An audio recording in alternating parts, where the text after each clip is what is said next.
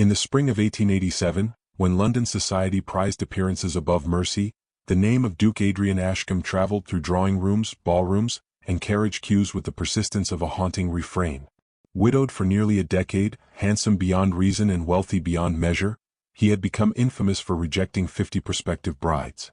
Mothers complained, daughters fumed, columnists speculated, and hostesses lowered their voices whenever his search for a wife entered conversation. Each refusal deepened the mystery, and each mystery fed the gossip further, until curiosity hardened into obsession across the kingdom that season of relentless whispers and judgment. Many believed the Duke impossible, yet others suspected a quieter truth. Behind the grandeur of Ashcombe Hall lived his only child, 8-year-old Oliver, a boy whose injured leg made every step laborious. Tutors came and went, physicians offered remedies, and visitors delivered pity disguised as kindness.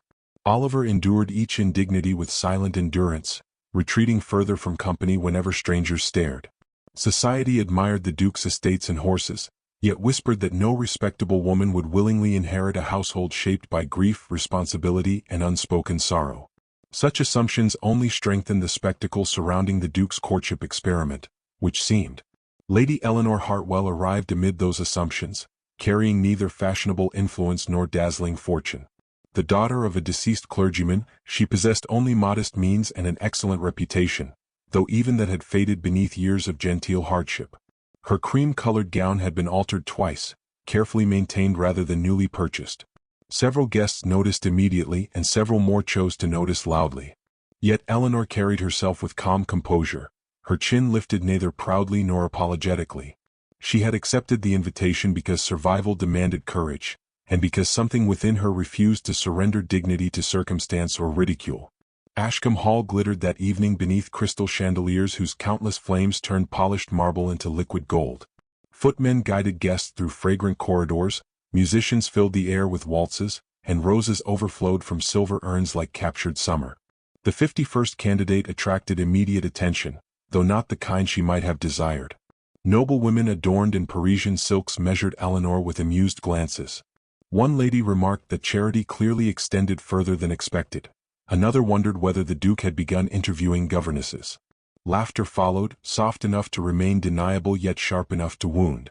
Eleanor heard every word and remained silent. When the Duke finally entered, conversation faltered. Adrian Ashcombe carried himself with the restrained authority of a man accustomed to obedience yet weary of admiration. Dark-haired, broad-shouldered, and impeccably dressed, he looked every inch the aristocrat celebrated by society. His expression, however, discouraged intimacy. He greeted candidates politely, listened briefly, and moved onward before familiarity could take root. Women who had rehearsed clever remarks found themselves dismissed by a single courteous nod. Eleanor watched from across the ballroom, surprised less by his coldness than by the exhaustion lingering behind it. Something guarded and wounded remained visible beneath his composure. Near the end of the first dance, attention shifted unexpectedly toward Oliver. Encouraged by a servant, the boy had ventured into the ballroom doorway hoping merely to observe. For a moment nobody noticed. Then a guest murmured something careless about crippled airs, and another answered with quiet amusement. The words reached Oliver despite their hushed delivery. His shoulders tightened, color drained from his face, and the fragile confidence he had gathered dissolved instantly. Before anyone intervened, he turned away and disappeared into the corridor, fleeing not cruelty itself but the certainty that it would never entirely cease within such circles. Most people returned their attention to the music, yet Eleanor could not forget the look on the child's face. Leaving behind the competition everyone else seemed determined to win, she slipped quietly from the ballroom and followed the route Oliver had taken. She found him inside the conservatory, surrounded by moonlit glass and rows of orange trees. He stood beside a fountain, struggling unsuccessfully to hide tears. Eleanor offered neither sympathy nor questions. Instead, she began speaking about the stubborn courage of seedlings that pushed through frozen ground. Curiosity gradually replaced embarrassment. Oliver listened, answered, and finally smiled despite himself. That smile transformed the atmosphere more completely than any grand speech. Eleanor invited Oliver to inspect a cluster of white blossoms, declaring them the bravest residents of the estate. Oliver countered that bravery belonged to soldiers, explorers, and perhaps horses, but certainly not flowers. Eleanor disagreed with cheerful seriousness. Soon they were debating courage as equals, not patient and caretaker. The laughter that followed rang through the conservatory with such unexpected brightness that even the servants passing outside paused to listen. For the first time in years, Oliver forgot to protect himself from disappointment and simply enjoyed another person's company. Unbeknownst to either of them, the conservatory was not empty. Adrian Ashcombe had entered moments earlier, intending to retrieve his son before further embarrassment could occur. He stopped unseen beyond an archway draped with ivy. There he witnessed something he had ceased expecting from the world. Eleanor did not flatter, perform, or seek advantage. She offered Oliver what physicians and governesses never had, the simple dignity of being treated as a boy rather than a burden. Watching them, the Duke felt admiration disturb the carefully ordered defenses he had constructed around his heart since widowhood. The realization unsettled him deeply. Later that night, the ball resumed, the orchestra swelled, and guests continued pursuing ambitions dressed as romance. Eleanor returned to the ballroom believing the evening nearly finished. The mockery had not vanished, yet it seemed strangely less powerful now. Somewhere within the estate, a lonely child had smiled, and that felt more meaningful than any approval society could grant. She crossed toward the staircase intending to depart unnoticed. Then a servant approached with visible urgency and bowed respectfully. The Duke requested her presence, he said. Confused, Eleanor turned toward the shadowed gallery. There Adrian Ashcombe was already waiting alone tonight. Morning arrived beneath a veil of silver rain, and Ashcombe Hall seemed quieter than usual after the spectacle of the previous evening. Eleanor expected a brief conversation with the Duke before returning to her uncertain future, yet breakfast passed and no summons came. Instead, a note arrived in Oliver's careful hand. It invited her to the estate gardens afternoon, where he wished to continue their debate about courage. The request felt sincere, free from calculation, and she accepted immediately, surprising herself with how much she looked forward to seeing him again despite every reason for caution and reserve today.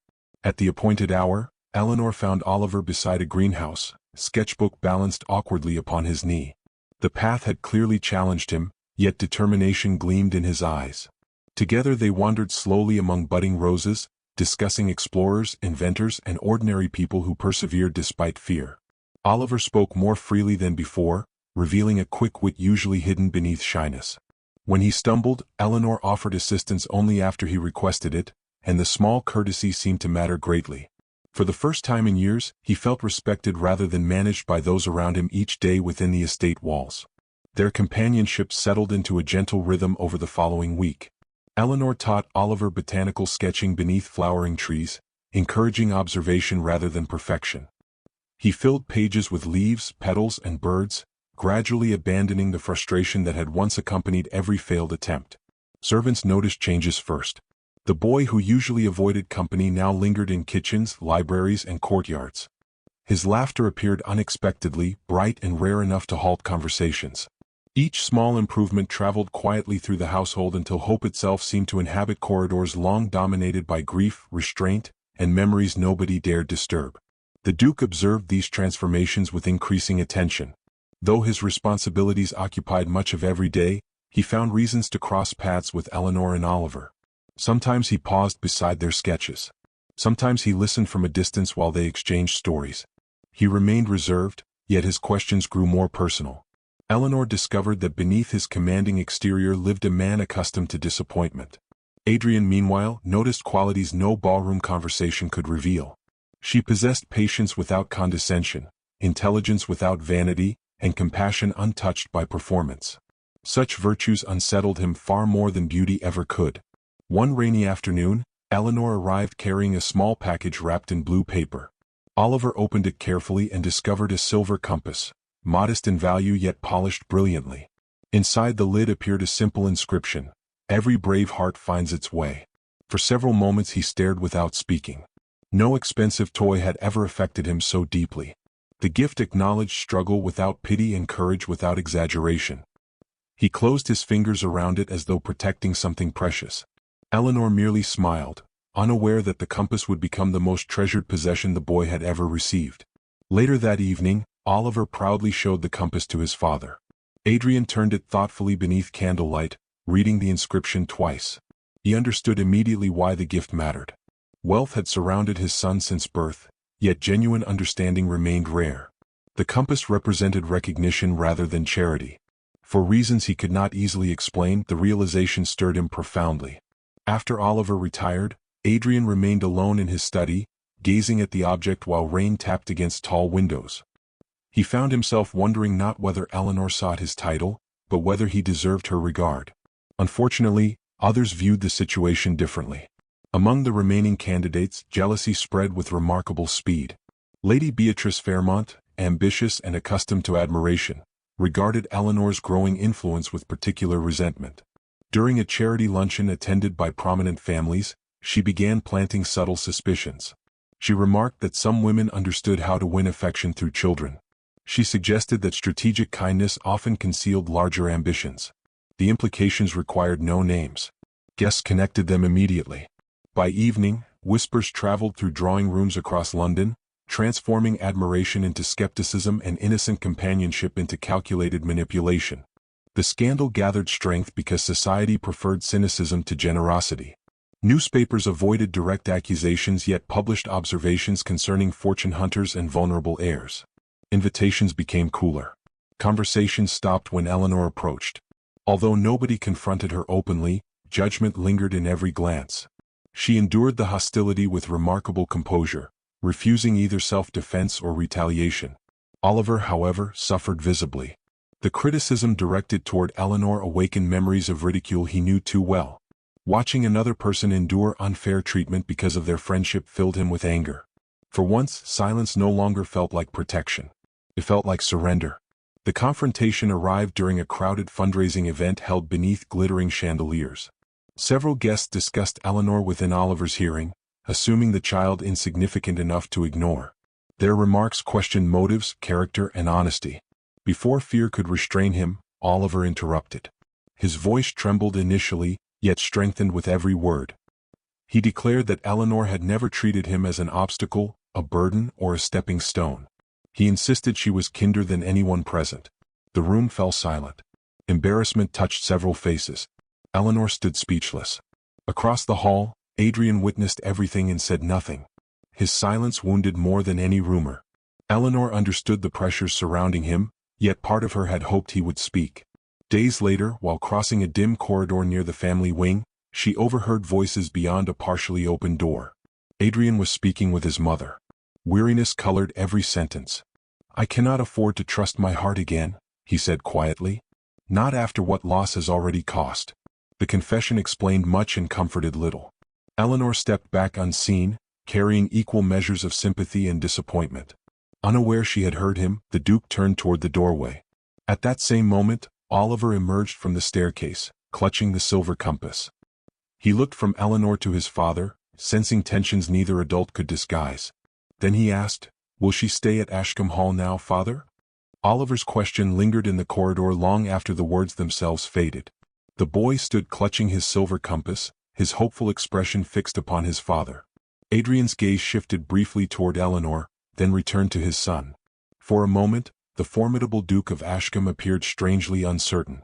"I hope she will," he answered at last. The response was simple, yet it carried a sincerity that neither Eleanor nor Oliver could mistake. Relief brightened the child's face immediately. Eleanor offered a polite smile, though her heart reacted with far less restraint than her carefully composed features revealed. The days that followed settled into an uneasy calm. Public gossip continued, but within Ashcombe Hall a different atmosphere quietly emerged. Oliver spent his mornings sketching gardens and afternoons exploring corners of the estate he had previously avoided. Eleanor accompanied him often, while Adrian joined them whenever duties permitted. Yet beneath these pleasant routines lingered an unspoken tension. The Duke's confession regarding trust remained vivid in Eleanor's thoughts. She understood his caution, but understanding did little to lessen the disappointment of his silence when scandal had threatened her reputation. Something important remained unresolved between them. One afternoon, while searching for Oliver in the West Wing, Eleanor discovered a corridor rarely used by the household. Dust softened the edges of framed portraits, and sunlight filtered through stained glass in muted shades of gold and blue. At the far end stood a locked oak door unlike any other within the manor. Fresh flowers rested upon a small table nearby, suggesting the room had not been entirely forgotten. Curious, Eleanor paused before it. The silence surrounding the door felt deliberate, almost sacred. She sensed immediately that some significant memory lived beyond the polished wood. Later, she gently inquired about the room while speaking with Mrs. Whitmore, the elderly housekeeper. The woman hesitated before answering. "It belonged to her grace," she said softly. "The late Duchess loved music more than anything." Eleanor glanced toward the distant corridor. "Nobody enters?" she asked. Mrs. Whitmore shook her head. "Not since she passed." The brief explanation revealed little, yet sorrow lingered behind every word. Eleanor recognized the familiar shape of grief carefully preserved rather than healed. The locked door suddenly seemed less a barrier and more a monument to pain no one had dared disturb. Over the following days, fragments of the story gradually emerged.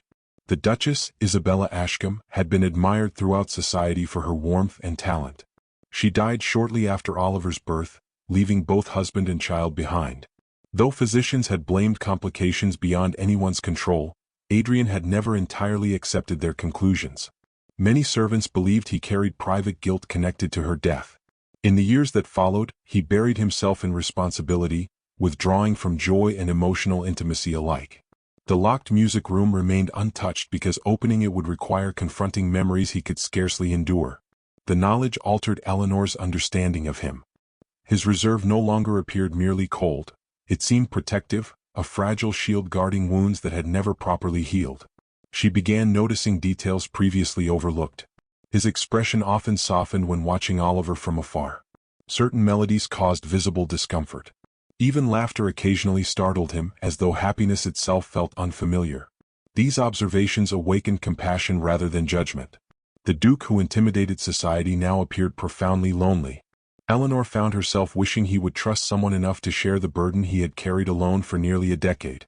Unbeknownst to either adult, Oliver noticed their growing affection with remarkable clarity. The boy understood little about courtship, yet he recognized happiness when he saw it. Determined to help, he devised a plan of surprising boldness. During preparations for a neighboring estate's harvest exhibition, Oliver persuaded both Eleanor and his father to accompany him. Circumstances, entirely encouraged by the young strategist, resulted in the three traveling together by carriage.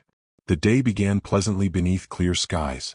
By evening, however, dark clouds gathered across the countryside, transforming familiar roads into treacherous paths of mud and rain.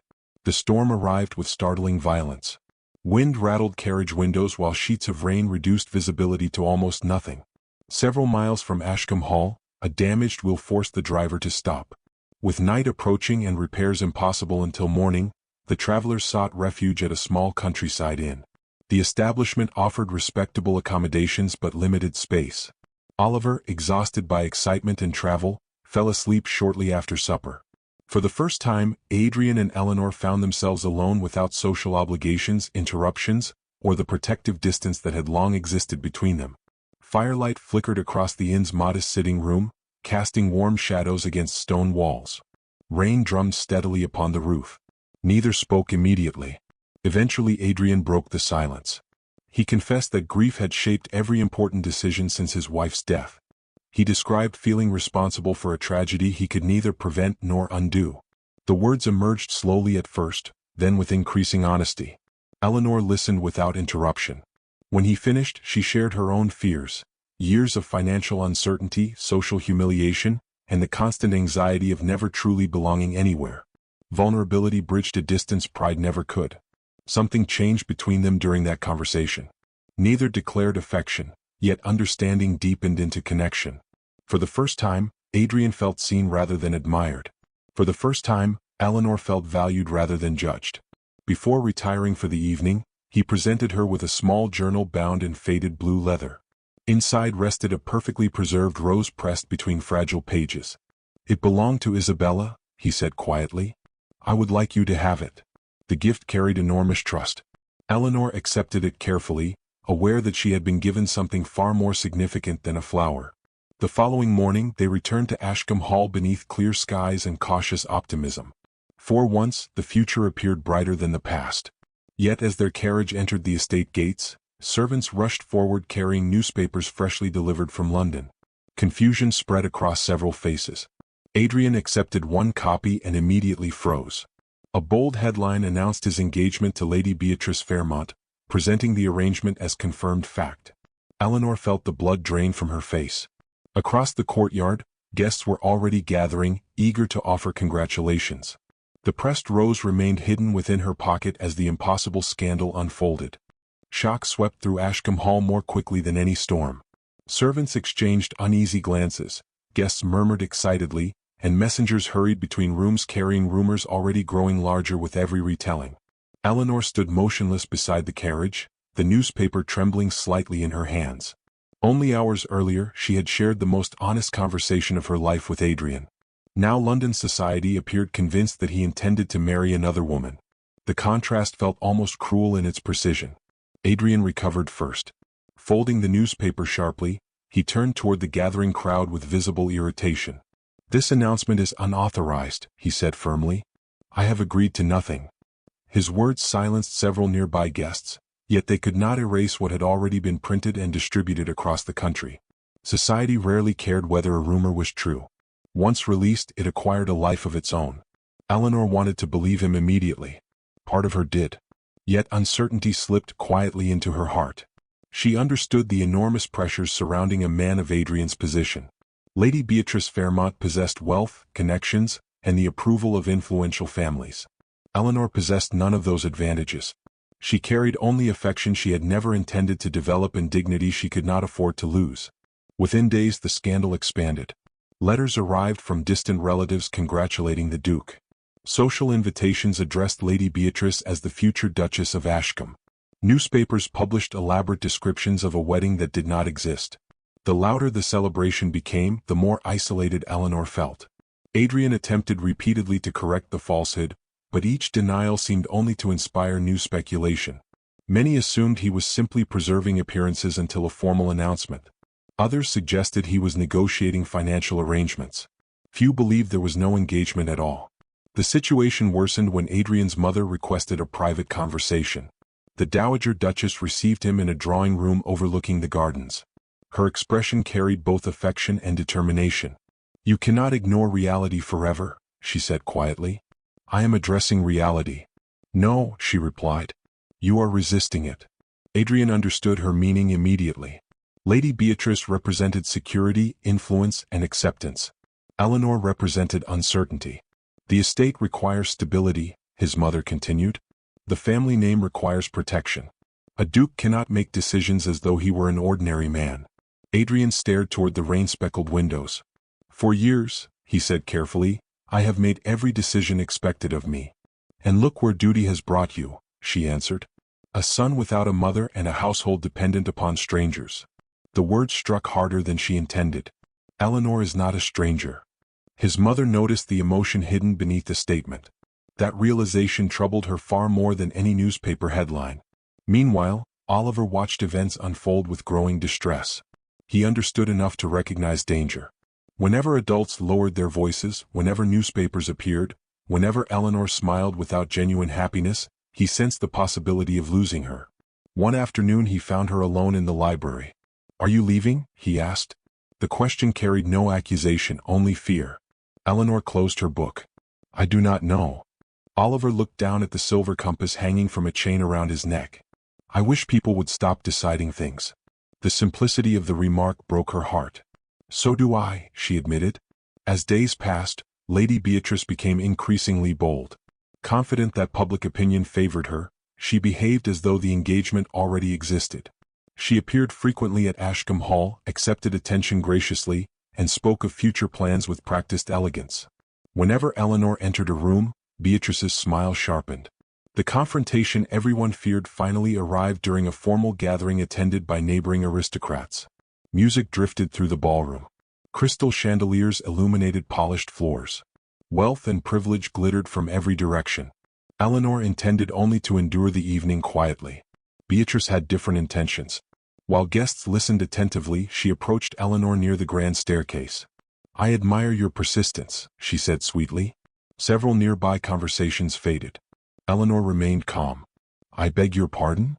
"It cannot be easy," Beatrice continued, "investing so much effort in a household that was never yours." The insult landed precisely where intended. A few guests shifted uncomfortably. Others watched with fascination. Eleanor lifted her chin. "I have never claimed ownership of anything here." "Of course not," Beatrice replied. That would require entitlement rather than ambition. The cruelty was wrapped in perfect manners. For one dangerous moment, silence stretched between them. Then Eleanor smiled. Not bitterly, not angrily, simply with quiet dignity. "I hope one day," she said softly, "you discover the difference between being wanted and being chosen." The response left Beatrice momentarily speechless. Several guests lowered their eyes. Others looked away entirely. Eleanor turned and walked from the ballroom without another word. That night she made her decision. Before dawn she would leave Ashcombe Hall. No confrontation. No farewell scene. No public humiliation. She would preserve what remained of her dignity and allow the Duke to resolve his future without her presence complicating matters further. The choice devastated her, yet clarity often arrived disguised as sorrow. While the household slept, she packed her belongings carefully.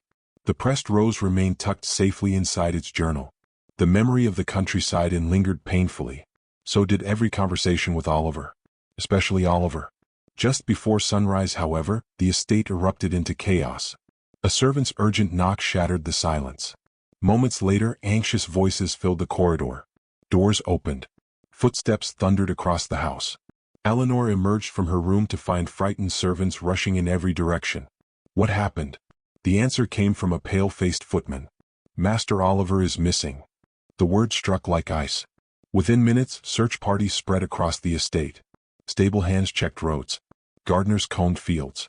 Servants searched every room, greenhouse, and outbuilding. Adrian led the effort personally. The composure that usually defined him had vanished. Fear transformed him. Every passing minute deepened his desperation. Eleanor joined the search immediately. Instinct guided her toward the riverside paths Oliver had always loved but rarely visited alone.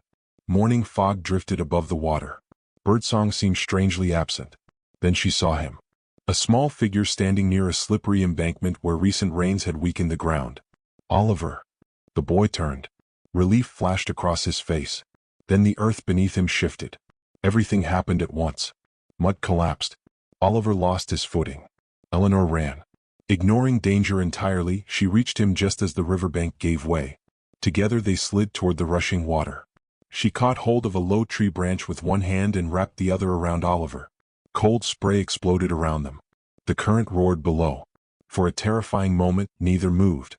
Then another voice echoed across the riverbank. "Eleanor." "Adrian." He was running toward them with absolute panic written across his face. Moments later, with assistance from arriving workers, both were pulled safely to solid ground. Oliver clung tightly to Eleanor. She was soaked, trembling, and exhausted, yet unharmed. Adrian dropped to one knee before them. For several seconds he could not speak. His gaze remained fixed upon Eleanor, not because she had saved his son, because she had risked everything without hesitation.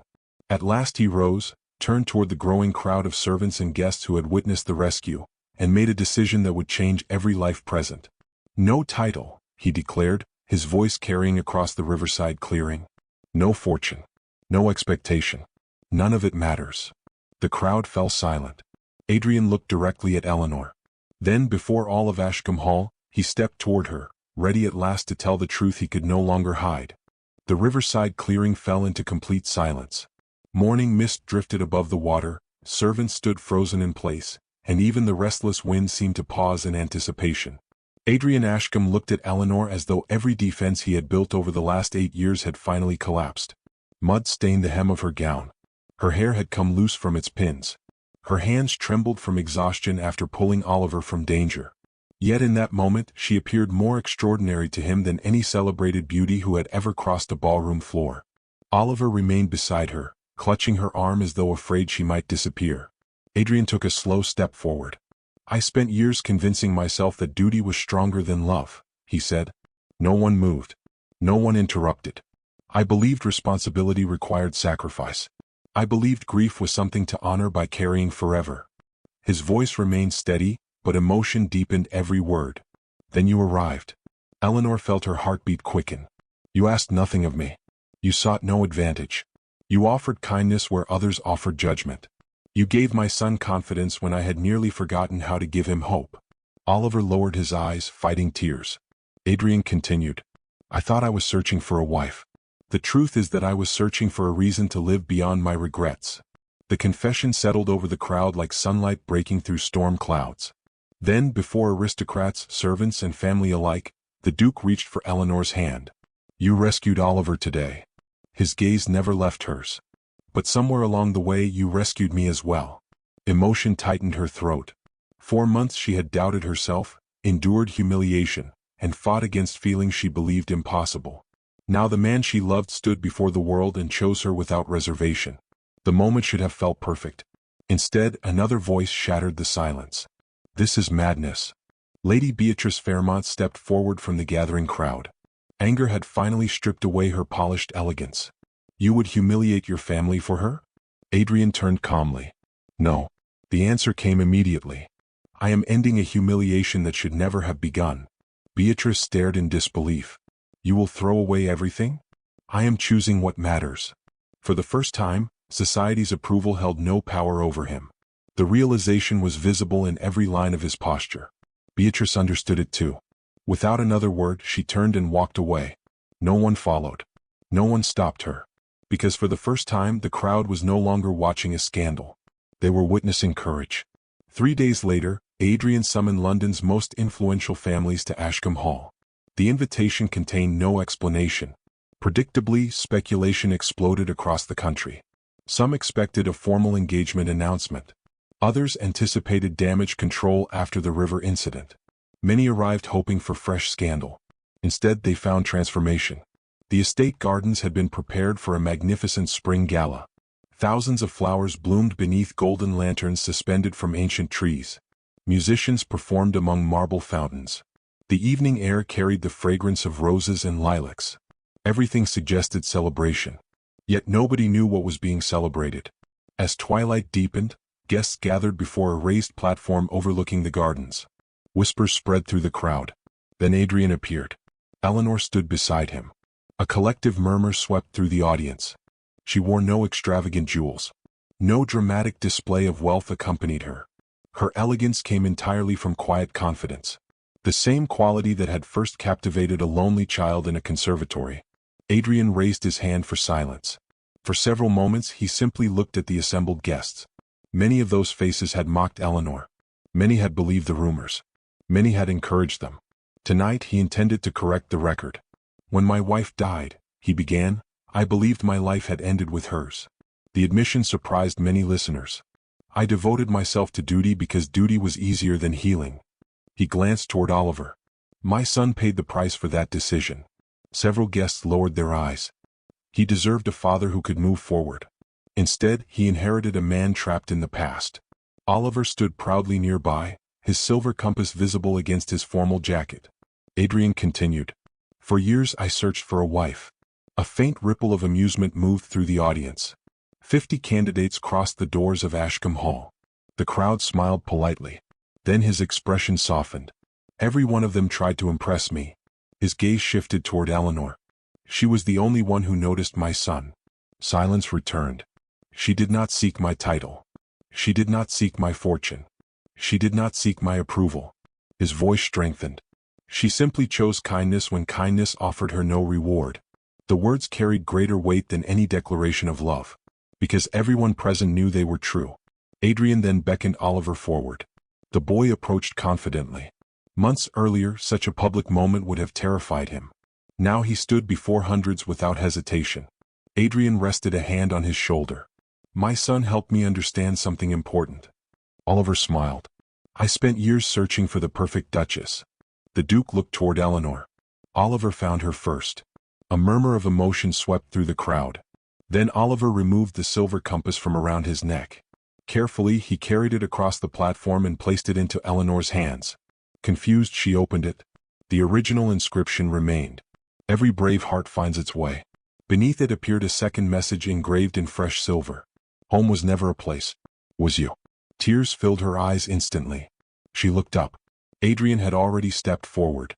Then, before the entire assembly of England's elite, the Duke of Ashcombe lowered himself onto one knee.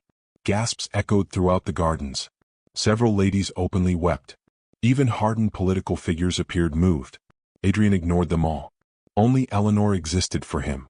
"I searched half the kingdom looking for someone worthy of sharing my future." His voice carried across the silent gardens. I never expected to find the woman who would heal my past. He took her hand gently. Eleanor Hartwell, will you do me the extraordinary honor of becoming my wife? Emotion overwhelmed her briefly. Every hardship flashed through her memory. Every insult. Every doubt. Every moment she believed she did not belong. And every moment that led her here. At last she smiled through tears. Yes. The single word unleashed applause powerful enough to shake the evening air. Oliver cheered louder than anyone. For the first time in years, Ashcombe Hall felt entirely alive. The wedding took place that summer. Rather than emphasizing wealth or status, the ceremony reflected family. Oliver stood proudly beside his father. The guests included servants, villagers, friends, and children from neighboring communities. Even society's harshest critics found little reason to object. Love had succeeded too completely. Yet the greatest surprise came afterward. Instead of focusing solely upon their new life together, Adrian and Eleanor began transforming part of the estate into something unprecedented. They established a charitable academy dedicated to children with physical disabilities. The idea emerged from Oliver himself. He wanted other children to receive opportunities he had once believed impossible. Eleanor devoted herself completely to the project. Adrian funded it enthusiastically. Together they created a place built not upon pity but possibility. Years passed. The academy flourished. Children arrived from across England. Some learned trades. Others studied literature, science, music, and art. Many discovered confidence for the first time. Among them walked Oliver, now a young man whose quiet courage had matured into genuine leadership. On the evening of the academy's grand expansion, hundreds gathered beneath gardens illuminated by thousands of lanterns. Families filled the pathways. Students shared accomplishments.